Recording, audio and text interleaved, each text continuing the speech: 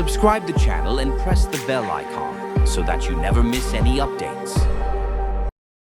अच्छा, हमारे साथ मेरानी साहब जुड़े हुए हैं। मेरानी साहब कैसे हैं आप भैया? क्या कहेंगे? जी ब्रह्मण आशीष भाई, क्या हाल चाल आपके? बढ़िया भैया, फर्स्ट क्लास। आज के टॉपिक पे हम लोग बात करने की बहुत कोशिश कर रहे हैं, लेकिन मोमिन बिल्कुल ऐसा टॉप लेवल के बने हुए हैं तो कोई टॉपिक पे रह नहीं रहा। तो आज के टॉपिक पे आप ही कुछ बता दीजिए मेरानी साहब। भाई जबरदस्त टॉपिक है आज का। और इसका मैं इस टॉपिक के ताल्लुक से एक एग्जांपल देना चाहूंगा मैं कि जी। जैसे पपेट शो होता है, हम्म। जिसको शायद हिंदी में अपन कठपुतली का वो बोलते हैं ना, जो शो होता है। हम्म। तो एक बंदा जो है वो पपेट शो करता है, अपने हाथों से पपेट्स को डिजाइन करता है, उनका हुलिया, उनके कपड़े वगैरह सब वो डिजाइन करता है। उसके बाद जो है उसको उन पपेट से एक शो को परफॉर्म करता है। उसके बाद शो के बाद में जो है उसको लगता है कि कुछ पपेट्स ने जो है उसके हिसाब से परफॉर्म नहीं करा, तो उन पपेट्स को वो डिस्ट्रॉय कर देता है और कुछ पपेट्स को शोकेस में रख देता है। तो अब मुझको ये समझ में नहीं आता कि अगर वो ये करता है तो ये क्या जस्टिफाइड है? क्योंकि पपेट्स जो थे उनके पास तो कुछ अख्तियार थे ही नहीं परफॉर्म सही करने बात के। है। उसको जैसा डिजाइन किया गया था उसने वैसा परफॉर्म किया। अब बनाने वाले ही जो है उनको जो भी एट्रीब्यूट्स देना है वो दे रहा है, फिर वो खुद ही जो है उसको पनिश कर रहा है। तो मैं कहूँगा कि जो इस्लामिक आखिरत है ये उसी तरह का एक पपेट शो है जिसमें कुछ फ्री विल नहीं है। और in absence of free will आखिरत का क्या वजूद है, आप बताएं मेरे को। नहीं, एग्जैक्टली भैया, मैंने भी सोचा था कि जो है एक्चुअली क्या है कि मुझे बहुत तेज आ रही नींद, एकदम ऐसा, मतलब एकदम आंखें झप रही हैं मेरी। लेकिन मैंने हाँ सोचा था, हाँ मैंने ऐसा कॉफी पी और फिर मैंने सोचा कि आज ऐसा हाई लेवल फिलोसफिकल डिबेट करेंगे। लेकिन फिर हमारे मोमिन भाई आए और ऐसे ऐसे तर्क दिए उन्होंने कि फिर 5 मिनट बाद मेरा भी वही सीन था कि आओ इसको इसको मुंह पीने वाली हदीस दिखाओ। तो क्या किया जाए? अब्दुल्ला मेरानी साहब, पहले तो आपको इस्तकबाल स्वागत है सर। जय हिंद, इस्तकबाल वंदे है मातरम। भैया। कैसे हैं सर आप? जी समीर भाई, बहुत बहुत शुक्रिया, बढ़िया हूँ और उम्मीद है आप भी बेहतर होंगे, अली भाई भी बेहतर होंगे। सर बहुत बढ़िया, लेकिन मैं आपसे नाराज हूँ सर। आप तो अब तो तशरीफ नहीं लाते सर, आपके दीदार ही मुश्किल हो गए। चांद भी नजर आता है साल में, आप तो साल में भी नजर नहीं आ रहे। नहीं नहीं भाई, ऐसा कुछ नहीं है। आप जब बोलेंगे मैं आप हाजिर रहूंगा, आप ऐसा कुछ दिक्कत वाली बात नहीं है। अच्छा, मैं ये स्क्रीन हटाता हूँ अब्दुल्ला साहब, ये जरा एक रेफरेंस दे दूं उनको, क्योंकि बिना रेफरेंस के बात तो हम करते नहीं है, तो फिर हटा हटा कर फिर गुफ्तगू करते हैं। जी ये वो हदीस है जिसका मैंने आपको अभी हवाला दिया। यहाँ पर साफ साफ लिखा हुआ है, the profit used to die. Sorry, ये मैंने कोई और खोल दिया है क्या? एक मिनट, हमको तो कोई और हवाला देना था। और आगे चल वाली भी आगे चल। हदीस जो हम उस दिन आए नहीं थे समीर भाई, तो आपने जो है वो दिखाया था, हदीस दिखाया था, घोड़े निकलने वाला हदीस। तो एक मोमिन ये भाई दाऊद अगर की कोई हदीस बढ़िया। है। ये भी देख हाँ। लें ब्रह्माक्षर भाई की झूठी हदीस, कोई छोटे मोटे किताब से हदीस नहीं है, ये अबू दाऊद की हदीस है। और ये जी। आपके सामने रखी है सर, 5224 है। इसमें क्या लिखा हुआ है? The prophet lift up his shirt so he the man hugged him and kissed his torso from his belly button to his armpits. Hi, मतलब ढूंढी से लेके, मतलब वो जो बगलें होती हैं वहां तक किस किया। हाँ वाह। जी जी जी जी। वहां तक चाट ले उसको, और इसी में आगे आपको वो भी मिलेगी। ये ये कैसा देखो प्यार सर, है। मुस्नद अहमद की हदीस देखें। He, हाँ। Muhammad, crept unaware behind him, Zahir, and hugged him. The man हाँ। said, "Get off me! Who is this?" Then he turned his head and discovered that it was the Prophet Muhammad. So he proceeded to push his back into the Prophet's chest when he recognized him. आई गजब, मतलब और सट गया, मतलब back, पीछे झुक से गया सर। मोहम्मद। वो रसूल अल्लाह हाँ। बैठ गए थे, पीछे बैठे आकर के पीछे से पकड़ लिया उसको। उसने कहा छोड़ो मुझे, कौन है? जैसे उसने पीछे मुड़ के देखा, ओ ये तो रसूल अल्लाह है, तो वो नीचे झुक गया और अपनी तशरीफ रसूल अल्लाह की चेस्ट से लगा दी। लो जी, मार लो। आए, हाय हाय हाय हाय हाय। अच्छा समीर भाई, कहीं इसीलिए कहीं इसीलिए। हदीसों में ये भी आता ना कि दोनों जो हैं रसूलुल्लाह और वो शख्स जो हैं ये एक ही लिबास के अंदर भी मतलब दोनों एक ही साथ थे। जी जी बिल्कुल आता है, ये भी आता है हदीस में कि एक बार एक मर्तबा जो है प्यारे रसगुल्ला साहब जो है वो आयशा के साथ नग्न अवस्था में पड़े हुए थे कि जैद दरवाजे पर आता है, उनका मुंह बोला बेटा, और रसूल अल्लाह जो है वो नंगे धड़ंग ही खड़े हो जाते हैं और जाकर के उसको जैद को जो है झपिया और पपिया पाने लगते हैं सर नंगी। बाप रे भाई बाप रे, कोई मोमिन है हमारे बीच में? मैं एक राय ले लेना चाहता हूँ बस। गुफरान भाई, आप जीवित हैं ये सब सुनने के बाद भी? जी अभी तक तो हूँ मैं। ये क्या, जी कुछ कह दीजिए, एक और झूठ है? एक और देखिए, एक और अच्छा, एक और देखिए देखिए। दाऊद की, he entered between him and his shirt and began to kiss him and embarrass him। इसी में आगे लिखा हुआ है कि उसने आगे पूछा कि कहां तक जाऊं, अल्लाह के रसूल ने हाँ। कहा जब तक नमकीन पानी ना आ जाए। इसमें नमकीन पानी का क्या मतलब हो सकता है? मैं कोई जलेबी सुनना चाहता हूँ इस पे कि मोमिन भाई क्या जलेबी बना सकते हैं? पसीना, पसीने का अर्थ ले सकते हैं नमकीन पानी से? मतलब इसमें तो मैं समझ भी नहीं पा रहा कि जलेबी बनेगी तो क्या बनेगी। नहीं पहले ये हदीस सही हाँ, से तो पसीने दिखाई का दीजिए। टेस्ट मुझे पता है नमकीन होता है। वो तो खून का भी पता है, लेकिन इतनी क्या मार एक वही चीज है जिसका नहीं पता हमें। एग्जैक्टली।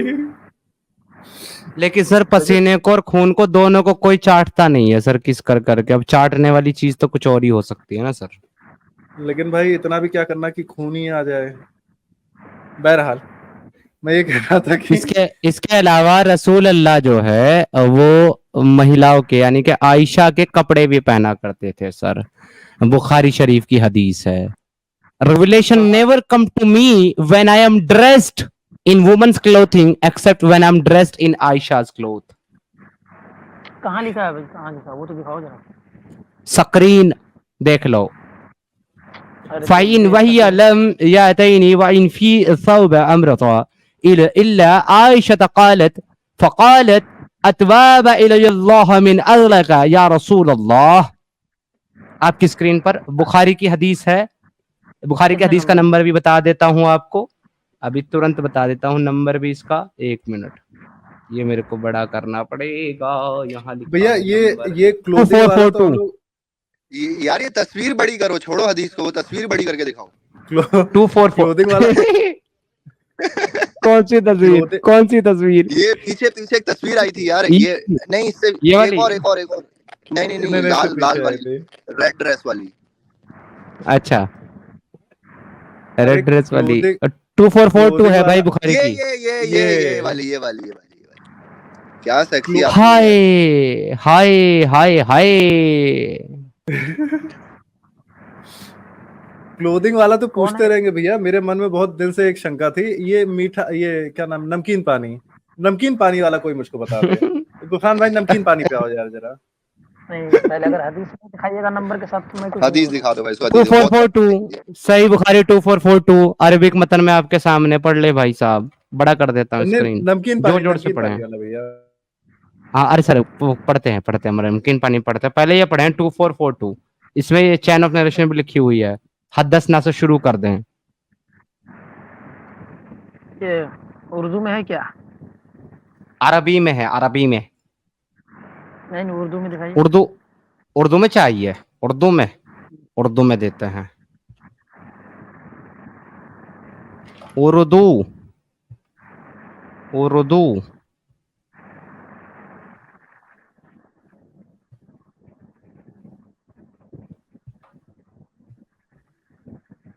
और ये भी बताइएगा जब पहली बार आपको पता लगा तो आपको कैसा, मतलब जब पहली बार आपको पता चला तो आपको कैसा लगा? ये जो है अरेबिक नंबर है 2442, इसका वो कोई मुझे बता सकता है कि इंटरनेशनल नंबर क्या होगा अगर मैं इनको sunnah.com से निकालूं? अपोस्टल इमाम साहब आपको पता है इसका इंटरनेशनल नंबर इस हदीस का? एक सेकंड सॉरी, मैं अभी आया, मुझे बताएं। जी ये हदीस है ना सही बुखारी की, जिसमें लिखा हुआ है revelation never come to me when I am dressed in woman clothing except when I am dressed in Aisha's। एक सेकंड में दे रहा हूँ इसे निकाल के sunnah.com पे। जब तक उनसे बात करें मैं दे रहा हूँ। और वो जो बताया आपने कि वो मतलब बिस्तर से खड़े हो गए नंगे, वो कौन सी हदीस है? वो जैद वाली? हम्म। अब बड़ी माजरत के साथ वो मुझे ढूंढनी पड़ेगी, वो इस वक्त मेरे जहन में नहीं है। नंबर हदीस याद है, नंबर याद नहीं है। नहीं, नंबर के साथ भाई। हाँ तो भाई वो, अब मैं तो नहीं मना कर रहा हूँ कि नहीं दूंगा, ढूंढनी पड़ेगी, मैं कह रहा हूँ अब वक्त लगेगा ढूंढने में, अगर आपके पास वक्त है तो। ठीक है। अच्छा, अगर सही निकल आएगा गुफरान तो क्या क्या कहोगे फिर, अगर ये सब कुछ सही निकल आता है तो? ये सब सही निकल आता है, वो बिस्तर से खड़े हो गए हैं, बिल्कुल बिल्कुल कुछ नहीं रहा। ये है बिल्कुल हाँ, ऐसे, मतलब आप लोगों ने ऐसा नहीं है कि कुछ लिखा, हल्का सा कुछ लिखा हो, आपने बड़ा चढ़ा के बोल दिया।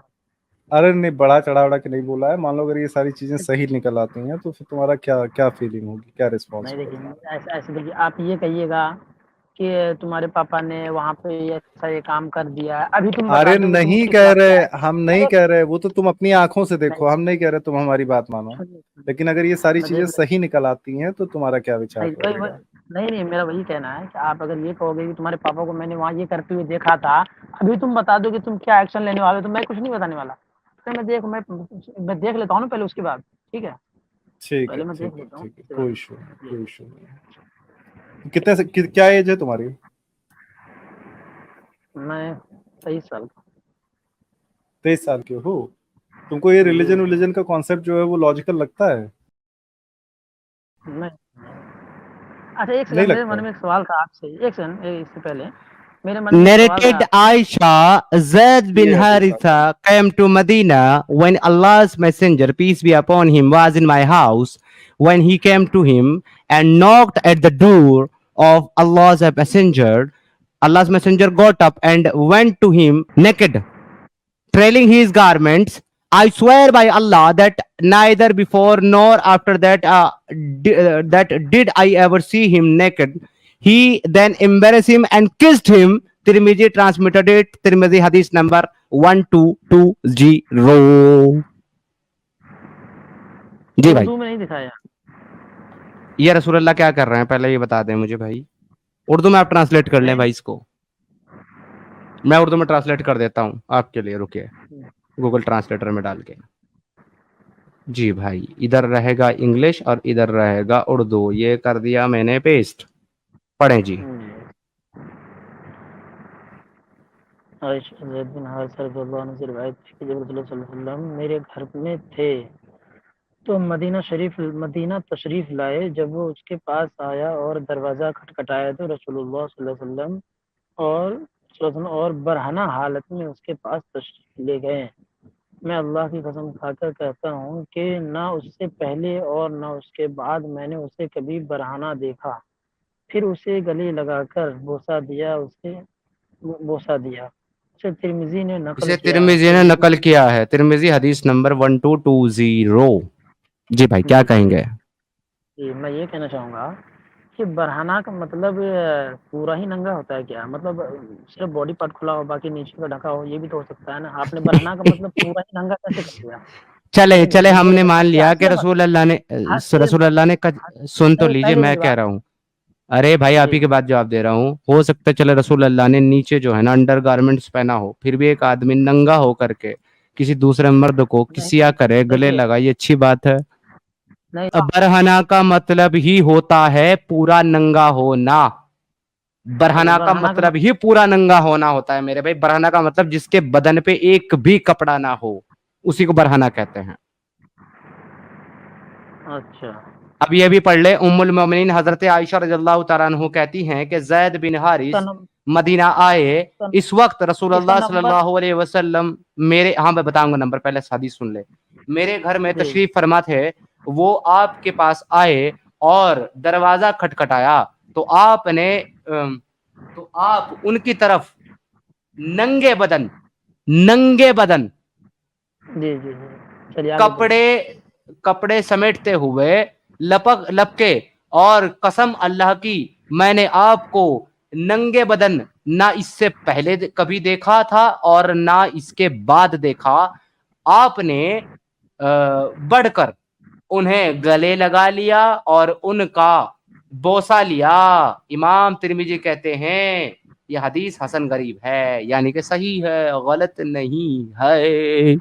जी भाई। और वो वाली जो हदीस आप तलाश करना चाह रहे हैं ना इंटरनेशनल नंबरिंग में, वो नहीं मिलेगी आपको। जी। मैंने देख चुका हूँ यहाँ पे, वो इतने हरामी हैं ये लोग, इन लोगों ने चेंज कर दिया। 2442 ही उसका नंबर है, बुक नंबर 54 है और जी। हदीस का नंबर 2442 है, लेकिन इतने हरामी हैं वहाँ पे, इन्होंने कोई और सी हदीस डाली हुई है अब। ये इवन दो अगर एक लफ्ज होता है ना कोई ऐसा जो इनको एक्सपोज कर दे तो इसको ट्रांसलेट नहीं करते, क्योंकि आप अबू बकर की वो हदीस देखेंगे जिसमें लात और उज्जा तो मनात को उसने गाली दी थी कि जाकर के उनकी क्लिटरिस को चाटो और उनका पेनिस जो है हुबुल का वो चूसो। इन्होंने वो लफ्ज एज इट इज रख दिया, चूसने और चाटने वाला, उसको ट्रांसलेट किया ही नहीं। जी जी जी जी। अरबी का अरबी रख दिया, इंग्लिश में भी उर्दू में भी, किसी भी ट्रांसलेटर में खोलोगे अरबी का अरबी मिलेगा। इतने हरामी है ये लोग। जी आप इसका नंबर दिखा दीजिए किधर है। इसका 2732 नंबर आपके है सामने जामा है। तिरमिज़ी का। कहाँ है मुझे इसका नंबर? अरे रुक जाए यार, दिखाता हूँ, ये लो। ऊपर से दिखा दें जी। Chapter 43 book number Jami Tirmidhi हदीस नंबर 2732। लेकिन देखिए यहाँ पे नंगे बदन लिखा हुआ है, इसका मतलब पूरा नंगा नहीं होता भाई साहब। आप अरे कैसी बात कर रहे अरे हैं? भाई ठीक है बरहना यार। बरहना का मतलब भी नंगा नहीं होता, नंगे बदन का मतलब भी नंगा नहीं होता। मैंने बस नंगे बदन का मतलब भी भाई बिना कपड़ों के होता है भाई। मैंने आपकी बहन को नंगा देखा, लेकिन आप बुरा बिल्कुल मत मानना, मेरा मत, क्योंकि नंगे का मतलब नंगा नहीं होता। मैंने नहीं आपकी मैं माँ ये को नंगा पूछना देखा, चाहता हूँ, मैंने आपकी माँ को भी नंगा देखा, लेकिन आप बुरा मत मानना, नंगे का अली मतलब भाई, नंगा थोड़ी होता है। हाँ मैं ये पूछना चाहता हूँ कि कितना तुम्हारे हिसाब से कितना नंगे थे गुफरान? हद बता दो हाँ, कितना। चड्ढी पहन रखी थी। चड्डी बनियान पहनी हुई थी। नहीं नहीं हाँ, मेरा तुम्हारे मतलब हिसाब से बॉडी कितना नंगे थे? रूपा का अंडरवेयर पहने हुए थे। पर बोल लो सवाल पहले, आप कोई बचा वो भी बोल लो। बोल लिया आप नहीं बोल लो। अरे नहीं, कॉमेडी नहीं कर रहे हैं तुम्हारे साथ, हम बस इतना पूछना चाहते हैं कि तुम्हारे हिसाब से तुमको क्या लगता है कितने नंगे थे? जी जी देखिए, अरे घर में आदमी रहता है थोड़ा बहुत, बॉडी पार्ट मेरे अंदाज से कमर से ऊपर खुला रहा होगा मेरे अंदाज लुंग, से। लुंग, बाकी कमर पार्ट से ढके ऊपर रहे होंगे। खुला था, नीचे लुंगी पहनी थी उन्होंने तुम्हारे हिसाब से, हाँ ठीक? वो लुंगी पहनी हुई थी, ऊपर नंगे थे, लेकिन फिर भी अपने मुंह बोले बेटे को, ठीक है, जिसको बाद में बताया गया कि बेटा भी नहीं क्योंकि मैं इसकी बीवी से निकाह कर सकता हूँ, ठीक है, उसको ऐसे जकड़ के जो है चुम्मे लेना, वो सही है तुम्हारे हिसाब से? नहीं देखिए आप, तो बेटा है तो थोड़ा बहुत चुम्मा उम्मा ले लिया तो क्या, देखो गंदी नजर वेरी से नहीं गुड किया होगा वेरी भाई। Good very good very good very good. आप मानते हो जैद उनका बेटा है? नहीं मुंह बोला बेटा है, अपना बेटा हाँ, तो नहीं है ना, उन्हें तो बेटा बेटा, अच्छा अपना तो तो मुंह बोला बेटा बेटा नहीं होता? एक मिनट, मुंह बोला बेटा बेटा नहीं होता? चुम्मा क्यों लिया फिर? नहीं नहीं नहीं ब्रदर अफसर भाई बहुत मजेदार पॉइंट पे आ गए हैं। फंस गया। होता है बेटा होता है, मानते हो बेटा होता है? जी जी आर यू श्योर कि मुंह बोला बेटा बेटा होता है? मैं फिर पूछ रहा हूं, आप श्योर हैं कि मुंह बोला बेटा बेटा होता है? जी।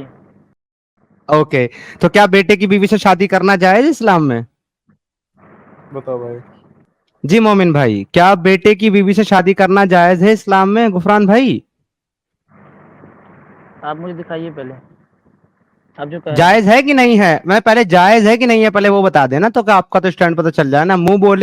मुंह बोला या कोई भी, आपने कहा मुंह बोला बेटा बेटा होता है। अब ये मुझे बताइए, बेटे की बीवी से शादी करना जायज है कि नहीं है इस्लाम में?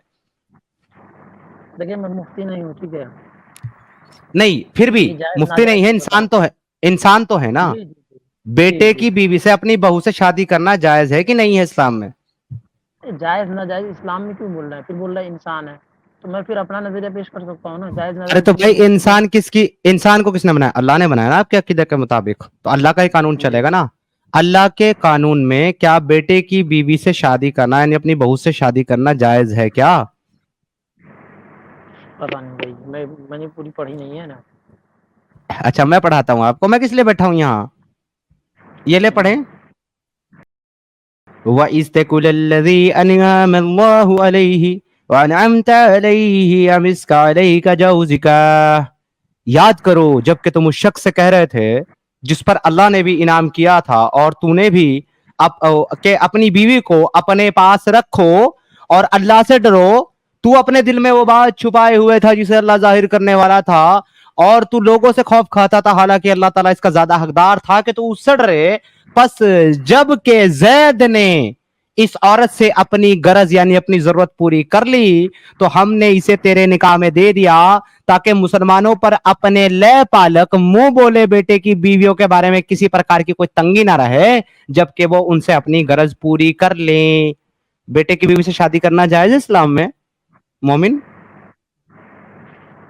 सर ये जो आप दिखा रहे हैं इसका आयत नंबर किधर है? सूरह अल अहज़ाब की आयत नंबर 37 है, 33 की 37 खोल के पढ़ ले भाई। अब बता भाई मुझे, बेटे की बीवी से शादी करना जायज है रसूल अल्लाह के लिए? एक सेकंड। जी भाई खोल के पढ़ें।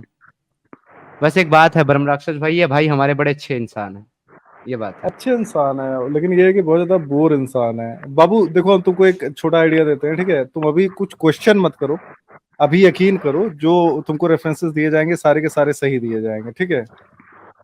और एक और हाँ हाँ आयशा के कपड़े पहनने वाली हदीस के मैं रेफरेंसेस दे देता हूँ जी जी। कि और मुझे बस अगर मैं तुमको नसाई के ढूंढने में मुझे उसका टाइम लग गया, बुखारी में। अच्छा अच्छा इमाम साहब जी, ये है कि सही। वो हदीस हम इनको बाद में देंगे, पहले इनको इस आयत पे बात करते हैं, क्योंकि इन्होंने खुद कहा जी, कि जी, भाई वो बेटा था। शायद का नंबर बता दीजिए जरा। जी 37 33 की 37 37 सूरह अहज़ाब 37 है ना? जी।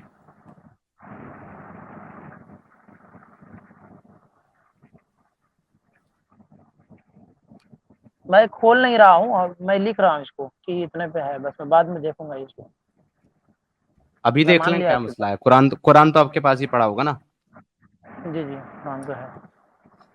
मीनिंग वाला तो नहीं है फिर ना? खोल के पढ़ ले। मीनिंग वाला नहीं है ना? ठीक है। हाँ तो भाई यहाँ पर तो रसूल अल्लाह ने, जिसको आप बेटा कह रहे थे और बेटा कह करके उनको आप इसको जस्टिफाई कर रहे थे कि नंगे भी अगर चुम्मी ले ली तो क्या दिक्कत है, बेटा ही है ना, उन्हीं बेटे की बीवी से रसूल अल्लाह ने शादी करके उसको, अपनी बहू को बीवी बना लिया और अपने उस बेटे की बीवी को उनकी अम्मी बना दिया सर।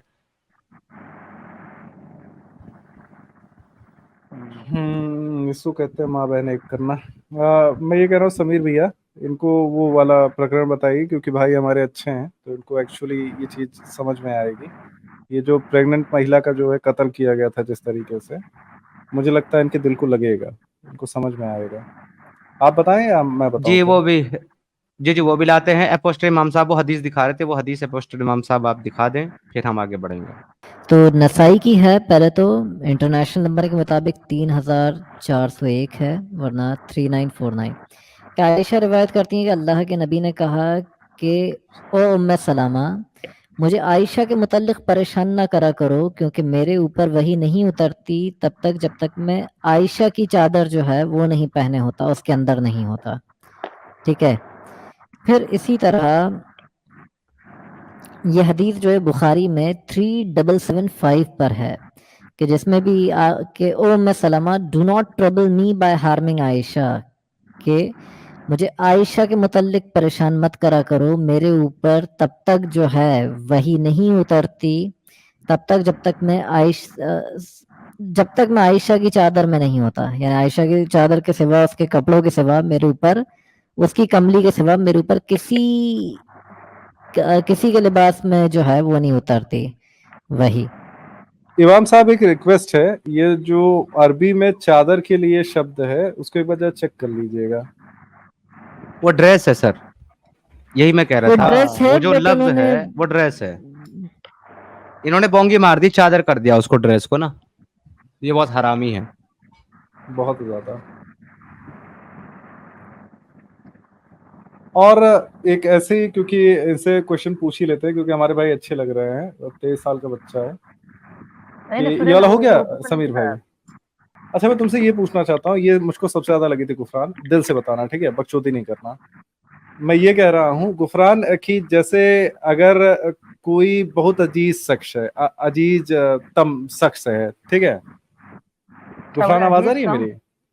जी ऐसा मतलब सबसे ज्यादा अजीज शख्स है, ठीक है? हाँ, अजीज मतलब प्यारा हुआ ना? हाँ, तो उसके बारे में तुम्हारी अगर बच्चों की मान लो तुम्हारी शादी अजीज हो गई, और उसको कहा जाएगा अजीजो आला मर्तबा। हाँ वही अजीजो आला मर्तबा शख्स है, उसके लिए जो तुम्हारे पिताजी हैं, वो तुम्हारे पिताजी का अजीजो आला मर्तबा शख्स है। तो लेकिन तुम्हारी माताजी को वो पसंद नहीं है, ठीक है। तो जब वो माताजी के पास आते हैं तुम्हारे पिताजी, तो तुम्हारी माताजी हमेशा उसकी बुराई किया करती हैं कि हमें तो वो व्यक्ति पसंद नहीं है, ठीक है। जी तुम्हारे जैसे बच्चे हैं, मतलब तुम्हारी माताजी के, ऑब्वियसली तुम उनके बच्चे हो। अब लेकिन तुम्हारे पिताजी मना करते हैं कि भाई बहुत अजीज हैं वो हमारे लिए, उनके बारे में कुछ बोला मत करो, नहीं तो हम तुम्हारे साथ अच्छा नहीं करेंगे, तुम बहुत बदतमीजी कर रही हो, ठीक है।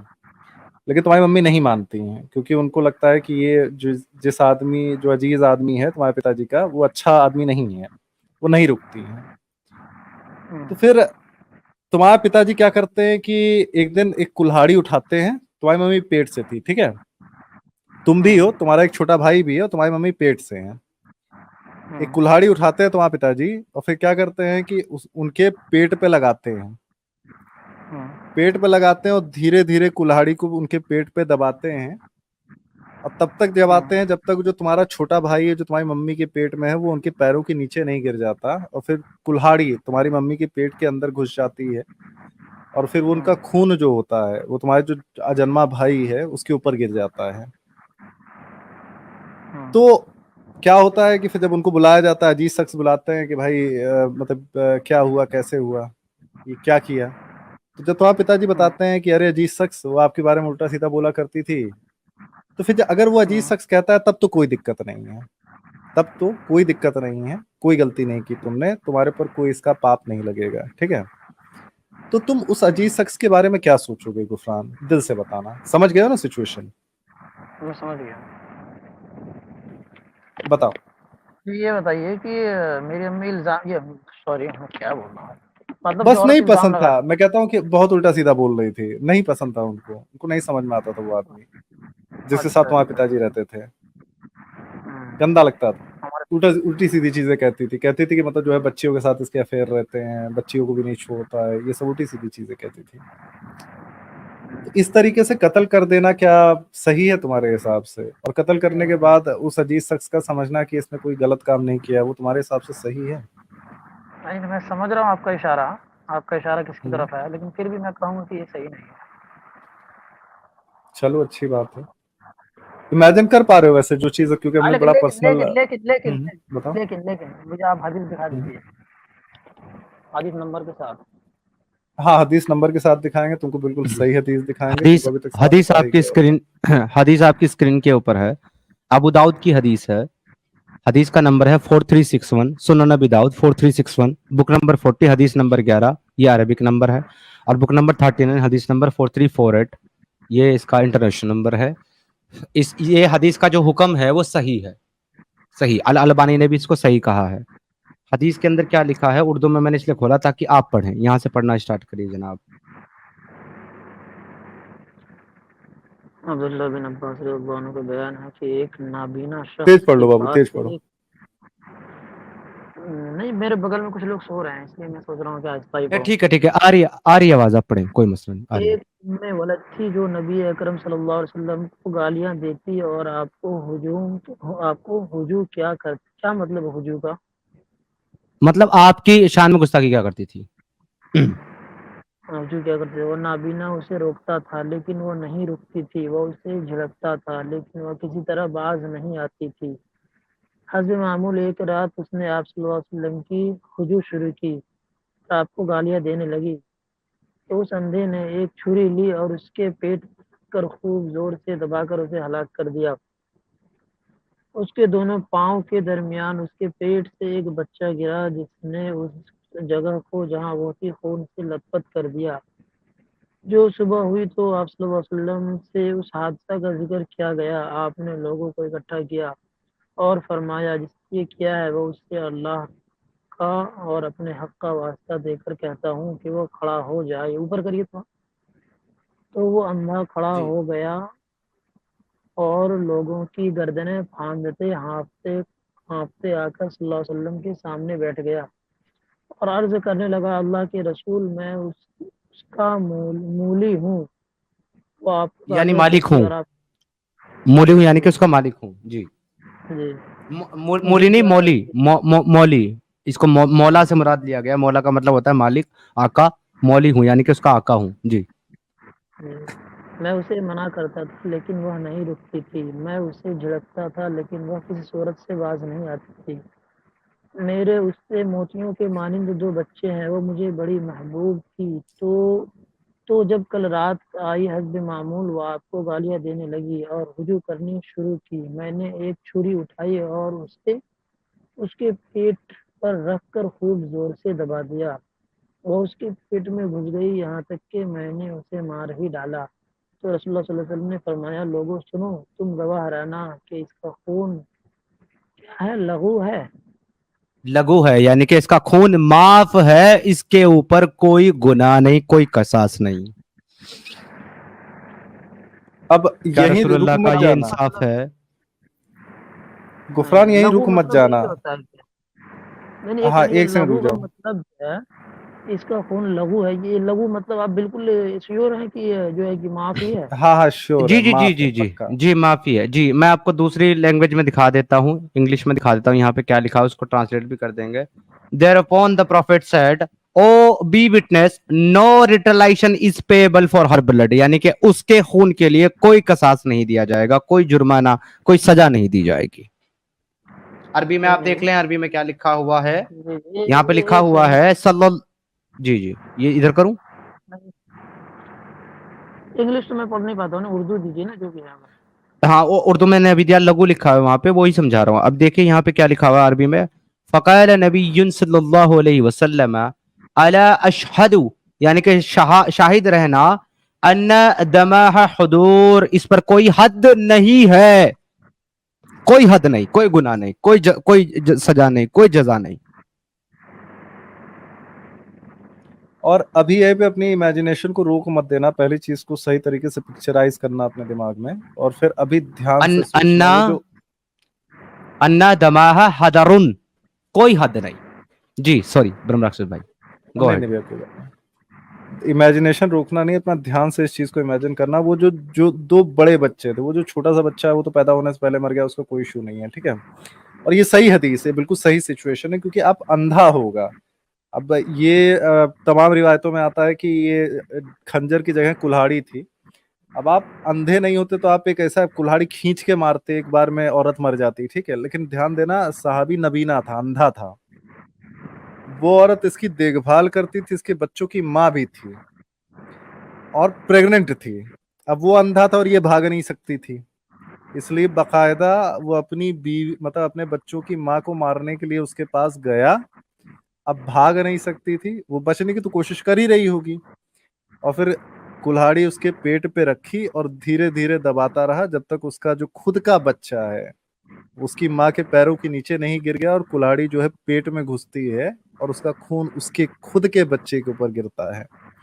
अब इस चीज को इमेजिन करना कि वो जो बड़े बच्चे थे मोतियों जैसे, जो अपने बच्चों को मोतियों जैसा कह रहा है ये, उनके दिल पे क्या बीती होगी जब उन्होंने अपनी माँ की इस तरीके से लाश देखी होगी,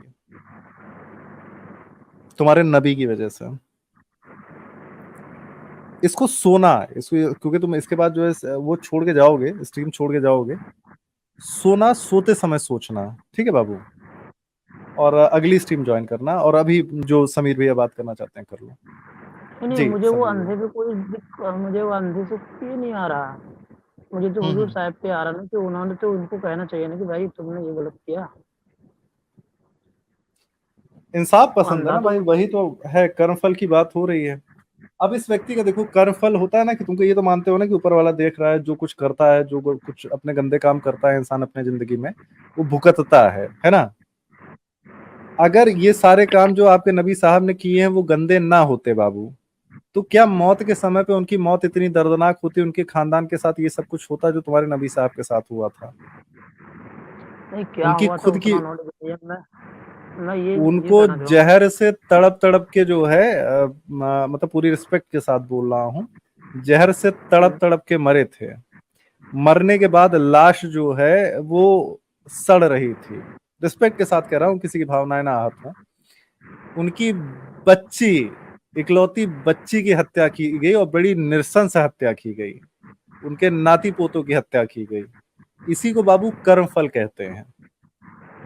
अगर नबी साहब अच्छे व्यक्ति होते और ये सारे काम अच्छे किए होते, इन्होंने गलत नहीं किए होते, ये जो तुम्हारे सामने है ये जो काम है, ठीक है। तो बहरहाल तुम्हारी ये है, सोचो समझो अपने हिसाब से देखो, और हम लोग क्यों बोलते हैं उसको समझने का प्रयत्न करो। नहीं मतलब नहीं भाई, ये यहाँ पे जो है ना, नबी साहब ने उनको कहा कि तुम्हारे ऊपर कोई गुनाह नहीं है। इसमें क्या हुआ कि दूसरे तीसरे लोग जो हैं वो भी ये करने से कतराएंगे नहीं ना, वो तो समझेंगे कोई गुनाह ही नहीं है, गुस्सा आ गया तो वो भी तो ये कर देंगे। अरे वो तो बतिया बाद की है बाबू, लेकिन एक बार सोचो तो सही, उसके ये कैसा नहीं इंसाफ है। नहीं, वो एक हादसा माने नहीं रखता, नबी ने सबके लिए दरवाजे खोल दिए ना, हाँ ये बात ये भी, चीज माने ये रखता। पॉइंट है। फिर यही तो मैं हम्म कहना चाह रहा हूँ, वो एक हादसा हम्म माने नहीं रखता, नबी ने सबके लिए दरवाजे खोल दिए। कल लोग किसी को भी ऐसा मौका आएगा तो वो तो कहेगा हमारा नबी ने तो कहा माफ है, वो भी उठा देगा थोड़ा। नहीं, हम चलिए ठीक है भाई। तुम्हारे साथ अग्री कर रहे हैं, तुम्हारे साथ डिसएग्री। इसीलिए तो बनम राक्षस भाई कहा है, ये हदीस भी मिलती है हमको, सभी किताब में मिलती है, नसाई में, दाऊद में, मुस्लिम में, बुखारी में, मन शब्बा नबिय्यन फक्तुलू, जिसने नबी की शान में गुस्ताखी की उसको कत्ल कर दो। ये हुक्म है इस्लाम का, और इसी और किसने हुक्म की दिया वजह से रसूलुल्लाह ने ये दिया। हुक्म? अल्लाह के रसूल सल्लल्लाहु अलैहि वसल्लम अल्लाह के रसूल सल्लल्लाहु अलैहि वसल्लम ने फरमाया कि जो मेरी शान में गुस्ताखी करे उसको कत्ल कर दो। नहीं नहीं, मुझे एक बार दिखाइए तो। ठीक है, ये भी मैं आपको दिखा देता हूँ। इमाम तैमिया ने इस पे किताब लिखी है कि नबी की गुस्ताखी करने पे सजा। उन्होंने उस 300 सफ़ों की किताब पर पूरी तमाम हदीसें जमा करी जहां नबी ने ढेरों लोगों को मरवाया है। उन्होंने नबी पे उफ भी कर दिया, सवाल भी कर दिया उस पर, या छोटी छोटी बातों पे मरवा दिया है। इमाम तैमिया ने जो किताब लिखी है उस किताब का जो नाम है, उस किताब का नाम भी यही है, मन शब्बा नबिय्यन फक्तुलू। नहीं मैं नहीं, तो आपको वो किताब भी कुरान दिखा हदीस देता से। हूँ। नहीं भाई, मैं हदीस हदीस भी का दिखाऊंगा, अरे भाई हदीस भी दिखाऊंगा। पहले किताब जो इमाम साहब ने कोट की है वो मैं दिखा रहा हूँ। ये देखिए, ये है वो किताब, मन शब्बा नबिय्यन फक्तुलू। ठीक है भाई, किताब देख लें आप नीचे, इसको डाउनलोड करके पढ़िएगा। इसमें तमाम हदीसों का मजमुआ है कि क्यों रसूलुल्लाह की शान में गुस्ताखी करने वाले को कत्ल करना है। अब मैं आपको वो हदीस दिखा रहा हूँ। और कैसा, मतलब तुम्हारा छोटा भाई है कोई, गुफरान? जी जी हाँ भाई, मेरे तो चार चार छोटे भाई हैं। 4 छोटे हो, तुम सबसे बड़े हो क्या? जी भाइयों से प्यार करते हो? जी। अगर कोई इस्लाम के बहुत ज्यादा करीब चला गया है, समझ रहे हो ना, तो कन्हैया कुमार की गर्दन काटी गई थी जिस तरीके से, वो इन्हीं हदीसों वो को, इन्हीं मुझे चीजों नहीं को। पता है, वो रिया कुमारी के बारे में मुझे नहीं पता है भाई। हाँ तो मतलब ये कह रहे हैं कि तुम सेंसिबल आदमी हो क्योंकि बड़े भाई हो, लग भी रहे हो हरकतों से। तो अगर तुम्हारे छोटे भाई हैं, अगर उन लोगों को ये सारी चीजें पढ़ाई गई अकीदे के साथ, क्योंकि हम लोग तो बिल्कुल तंजरिया अंदाज में तुमको ये सारी चीजें बता रहे हैं, अकीदे के आधार पे अगर उनको बढ़िया से बताया गया, समझाया गया, तो लोग कहते नहीं है जैसे, मतलब राइट विंग वाले कहते हैं कि इस्लाम वाले आतंकवादी होते हैं। तुमको नहीं लगता ये सब चीजें पढ़ के इंसान बनता होगा आतंकवादी? क्योंकि ये आतंकवादी का काम नहीं है अपनी बीवी का कत्ल कर देना, इस तरीके से कत्ल कर देना, और रसूलुल्लाह को इसको सही बताना। मुझे वो आदमी से, वो अंधे से कोई दिक्कत नहीं है, वो अंधा, वो ये देश में अरे वो आके हम क्या कर समझ गया गए, वो। तुमको कोई दिक्कत नहीं, बहुत प्रैक्टिकल आदमी हो तुम, हम वो बात नहीं कह मुझे रहे तो हैं। उनसे है कि उन्होंने रास्ते खोल दिए,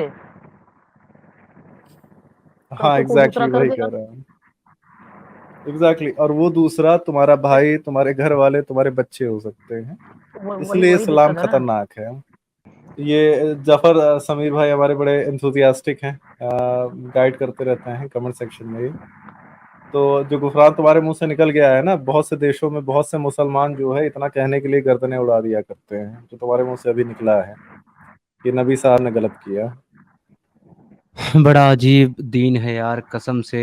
और फिर नहीं उसके समीर भाई, बाद वो ये नहीं दिखाया दावा। आपने। मैं कह रहा हूँ भैया, वहां तक जाने की क्या आवश्यकता है? ये नबी की सीख नहीं है कि नबी की अगर कोई बेहुरमती कर रहे हो, तुम उसकी हत्या कर देते हो तो तुम्हारे ऊपर कोई गुनाह नहीं है। ये इससे बड़ा क्या बताइए, एग्जाम्पल चाहिए? मैं अगर अपने छोटे भाई को बताने लगूं तो कैसे बताऊं उसको? वो तो मुझे बहरौई कहाँ दिखता है क्या है, इसलिए मैं बोल रहा हूँ ना, आप मुझे दिखाओ तो सही होगा।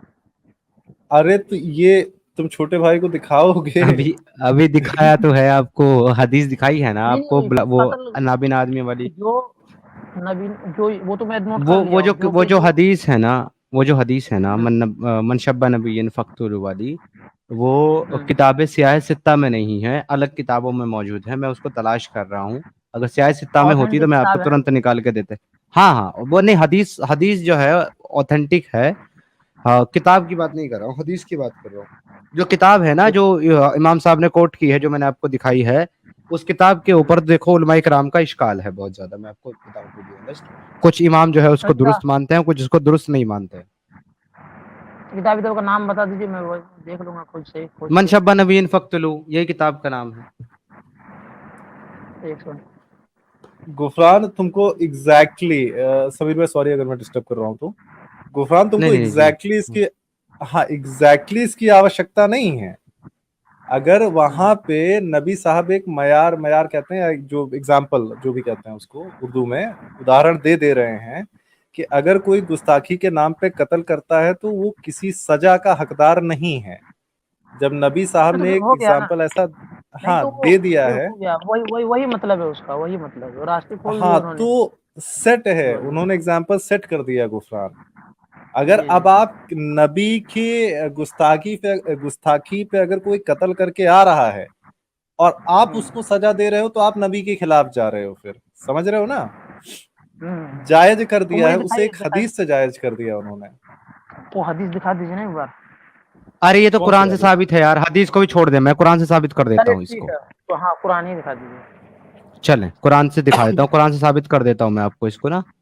देखिए ये अगर मेरा लीजिए, मेरे मेरे एक सेकंड मेरे मोबाइल में 4.4 जाएगा, स्विच ऑफ हो जाए तो आप वो दिखा दीजिएगा, मैं यूट्यूब पे देख लूंगा, लेकिन ठीक है।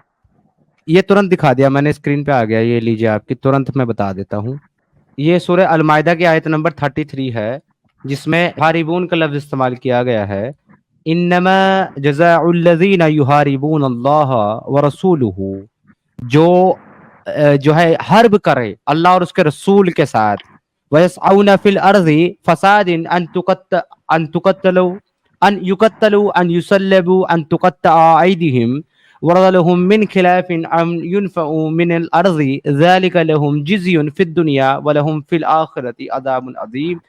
यानी कि यही है सजा उन लोगों की जो हर्ब करते हैं अल्लाह और उसके रसूल के साथ, कि या तो उन वो कत्ल कर दिए जाएं और उनके हाथ और पांव जो, या उनको फांसी दे दी जाए और उनके हाथ और पांव जो हैं वो अलग अलग सिमतों में काट दिए जाएं। यानी कि अगर दायां हाथ काटा तो बायां पैर काटा जाए, बायां हाथ काटा तो दायां पैर काटा जाए, और या फिर जिला बदर कर दिए जाए, यानी कि मुल्क से निकाल दिए जाएं। ये तो सजा है उनकी दुनिया की, और आखिरत में उनके लिए बड़ा अजीम अजाब है। यहाँ पे जो हर्ब का लफ्ज इस्तेमाल किया है ना भाई शायद के अंदर, युहारिबून के, जो अल्लाह और उसके रसूल के साथ युहारिबून करें, हर्ब करें, हर्ब के मायने में जब आप पढ़ोगे अरबी में, हर्ब के मायने, युहारिबून हर्ब के मायने में बहुत सारी चीज आती हैं, जैसे कि रसूलुल्लाह के खिलाफ जंग करना, या तो रसूलुल्लाह की बात का इनकार करना, या तो दीन इस्लाम से फिर जाना, या तो फिर जो है ना रसूलुल्लाह के खिलाफ बात करना, या फिर बात करने वालों के साथ बैठना, या उनके खिलाफ जंग करने वालों का साथ देना, ये सब युहारिबून में आता है। तो जो अल्लाह और उसके रसूल के साथ हर्ब करे उनकी ये सजा है, कुरान बता रहा है, आपको हदीस पे जाने की जरूरत ही नहीं है। चलिए ठीक है, मेरा ये चार्जिंग तबरानी खत्म की होने वाला है, तो मैं फिर ठीक है मैं निकलता हूँ, फिर मेरा चार्जिंग खत्म होने वाला है। ठीक है। जी जी भाई, इस पे गौर कीजिएगा प्लीज। गुफरान भाई आप बहुत अच्छे आदमी हैं, और आपको ऊपर वाला जो जो जो असल खालिक कायनात है वो आपको सही रास्ता दिखाए और हिदायत दे आपको, इस पर गौर कीजिएगा भाई।